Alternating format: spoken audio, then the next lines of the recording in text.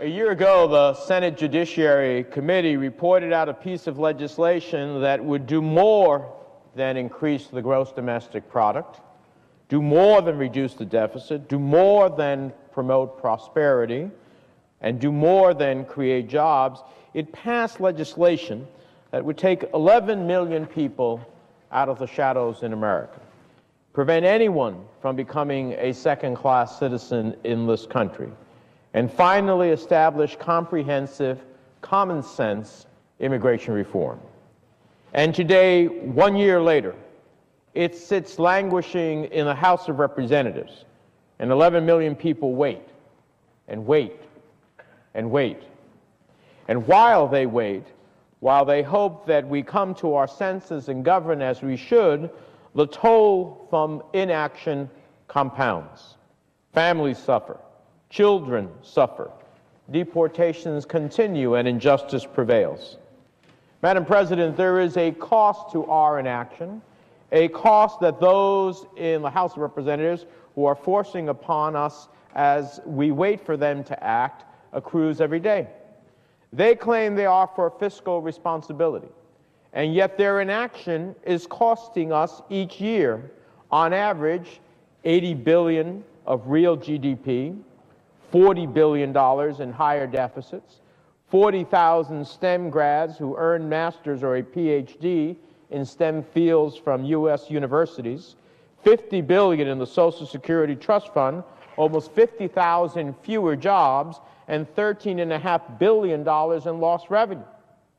Now, I hope that our Republican colleagues in the House understand exactly what the cost of inaction is. I hope they understand that every minute that we waste passing common-sense immigration reform is costing American taxpayers more and more, and the cost is on them, and the losses, I view it as Republican losses. The fact is, Republicans are acting as if nothing is at stake, as if there is no cost, as if the lives of people and families are not in the balance, and they could not be more wrong. Beside the economic cost of inaction, there's a very real human cost. Franklin Roosevelt once said, citing Dante, that better the occasional faults of a government that lives in a spirit of charity than the consistent omissions of a government frozen in the ice of its own indifference. Let us not be frozen in the ice of our own indifference. Let us act. Let's govern. I call on my Republican colleagues to warm their hearts and think about the cost of inaction, not only in dollars and cents, but in the lives of families and the future of this nation. The legislation that we are waiting for is a comprehensive way to tackle our immigration problem. We are on the verge of historic change.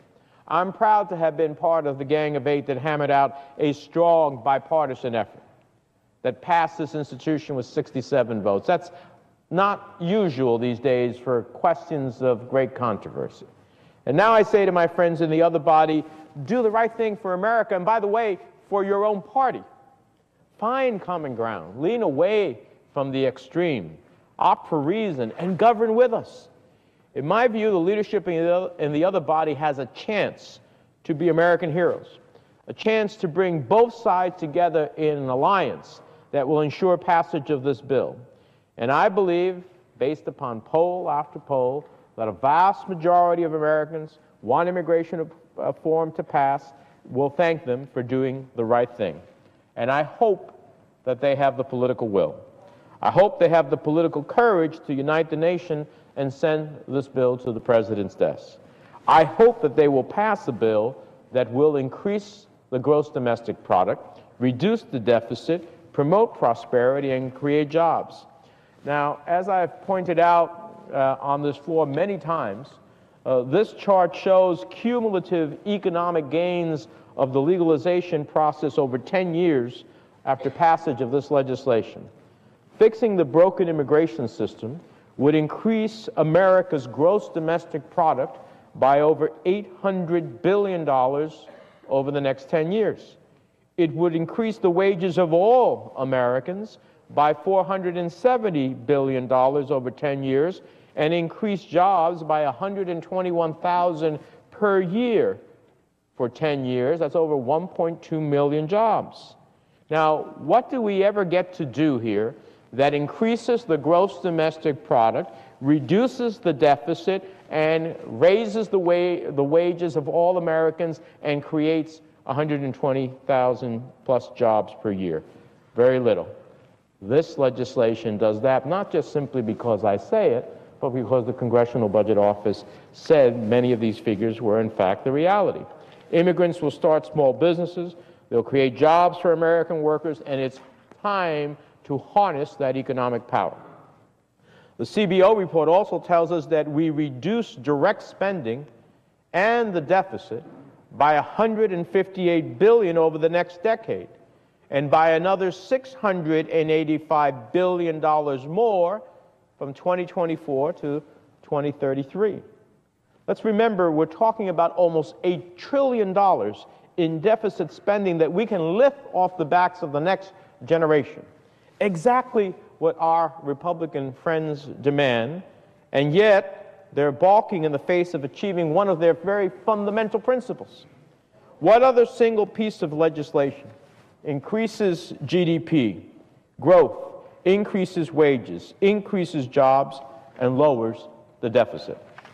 The Center for American Progress found that fixing the broken immigration system would increase wages of all Americans by $470 billion over 10 years and increase jobs by 121,000 per year.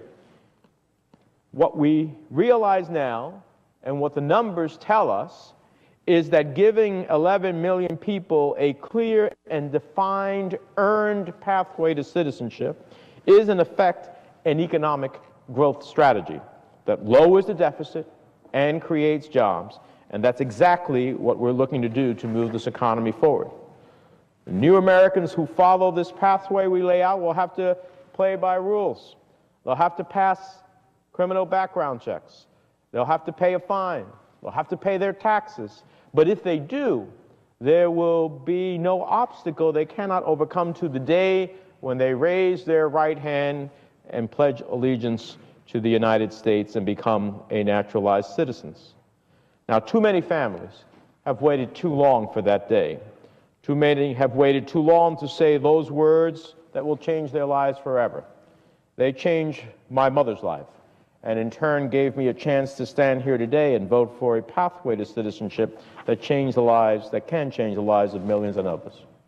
But it's not just the economics of the legislation that creates the urgency of now. It's the human toll, the toll on millions living in the shadows. Madam President, that can be pretty dark and frightening. Last year, over 150,000 people were deported just for paperwork violations. Hundreds of thousands have been deported despite having U.S. citizen children. They are not criminals. They are hardworking families trying to make ends meet. For many years, I have asked the administration to stop deporting fathers and mothers, stop separating families, stop taking away parents from their U.S. citizen resident child. Let me tell you about one of these cases, the case of Carlos Oliva Guillén, who was about to be deported away from his 3 U.S. citizen children, including his 7-month-old infant son, who is suffering from a life-threatening disorder. The baby was on the verge of a coma and facing potential brain damage, while his dad was in detention about to be deported. The doctors needed to do a blood test on Carlos, the baby's dad, to see if the baby's illness is genetic. Now, thank God that Carlos was released and brought back to New Jersey so that doctors could pursue these life-saving tests and treatment. These tragedies continue as long as we do not have comprehensive immigration reform. With all of these economic benefits and the tremendous human suffering at stake, what are we waiting for? We're waiting for the House leadership to stand up to a minority. We're waiting for Speaker Boehner to schedule a vote. We're waiting for reason to prevail for our Republican friends in the other body to once and for all do what's right and think about the cost of inaction, not only in dollars and cents, but in the lives of the families and the future of this nation. We're waiting for the Speaker to stop letting the most radical voices, like Stephen King, dictate the future of immigration reform. Speaker Boehner himself has publicly denounced Congressman King for his, and I quote, hateful language. Yet the only immigration-related votes that the Speaker of the House of Representatives has allowed in the past year was for radical proposals to end DACA and deport our nation's dreamers. It's time for Speaker Boehner to stand up for the majority of the Republican Party and of the Congress and of the House of Representatives and remove Stephen King's undeserved carte blanche on immigration policy. Madam President, if we had a vote in the House, the Senate bill, as passed, would pass, and it would pass today. And it would pass with both Democratic and Republican votes. We have the votes in the House to pass the Senate bill. We just need the will of the Republican leadership behind a bill that reduces the deficit, increases the GDP, creates jobs, and I can't understand for the life of me why they cannot break the stranglehold by a few against the will of the many. Considering that there are enough votes in the House to pass the Senate bill and send it to the President, we deserve action. 11 million people deserve at the very least the political courage to face down the extreme minority and do what is right and govern from the common sense center. Now, time is not on our side. There is a limited window of opportunity. We only have about another 2 months at most for the Speaker to act. So it's in the Speaker's hand. Does he want reform or doesn't he? I know I hear him say he does. I want to believe that. And I will be the first to applaud him. Speaker Boehner, however, when he on the one side says he wants to get immigration reform, the next thing I hear is that he questioned the President's commitment to enforce the law as the reason why they aren't moving forward on immigration reform, even as this President is deporting more people than the Bush administration. This administration has deported almost 2 million people. Now, I don't understand when the Speaker says we can't trust the President to enforce the law. It seems to me that what he's calling for is even greater deportations than the greatest deportations that have taken place over the last Republican administration. So saying the President isn't enforcing enough, the Speaker's really arguing for more deportations and has done nothing to stop those deportations. The only conclusion we can draw is that my friends on the other side support the current dysfunctional system. They do it at the cost of the country. They do so at a cost to families.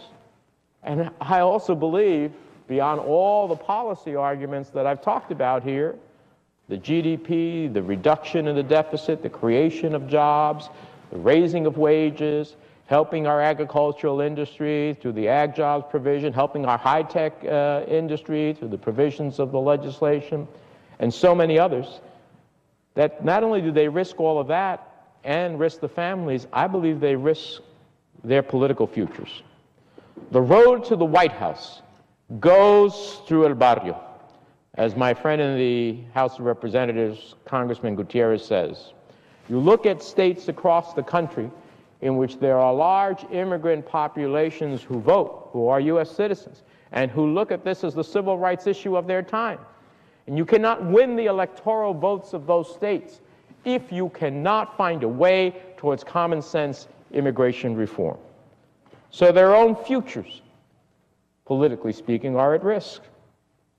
But I think more importantly than that political risk is our country's at risk, a risk that will hinder our own economic growth and leave millions in the shadows as second-class citizens, a risk that deportations will continue to tear parents away from their infants, despite the parents desperately seeking to register, get right with the law, and pay their taxes. I thought that so many of my colleagues talk about the family values. Well, family values isn't about ripping families asunder. Family values isn't about ultimately saying that someone has a paperwork violation, so you rip them apart from their 3 American children. A risk that we want to address, one of the greatest civil rights issues of our time. You know, Madam President, I have cases in my office of United States citizens and legal permanent residents of the United States unlawfully detained in immigration raids because of the happenstance of where they live or what they look like or how they speak. And who among us who have the privilege of serving in this institution are ready to become second-class citizens because of the happenstance of where you live, what you look like, or how you speak? When you are a U.S. citizen or a legal permanent resident, including, among others, in one case, an Iraq war veteran who was detained while his status was determined.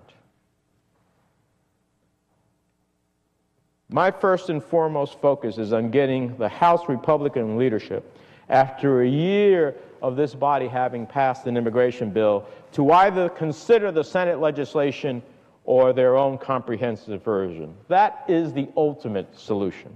Everything else is a Band-Aid. But let me be clear. There is a limited window of opportunity that we have open to us until the end of July. If Republicans do not act, they will have forced the president to ultimately use his executive powers on enforcement questions and on deportation relief. Madam President, either they are tone deaf to the priorities of the nation's fastest and largest growing minority, or they are ignoring the will and interests of their own party and acting against their own stated goal of reducing the deficit. They can keep finding excuses for inaction, but there are no more excuses. Enough is enough. And the community across the country is riveted in their attention as to what is going to happen in the House of Representatives. I hope that that attention will ultimately be a joyful one if the House acts. But if it does not, it will reap the wrath of a community who sees this as the critical civil rights issue of their time, and the consequences will be long-standing. I hope they meet the better angels that are within them and ultimately produce the comprehensive immigration reform the nation needs for its security, for its economy, for doing the right thing as a nation of immigrants, and to do right things by those families. With that, Madam President, I yield the floor.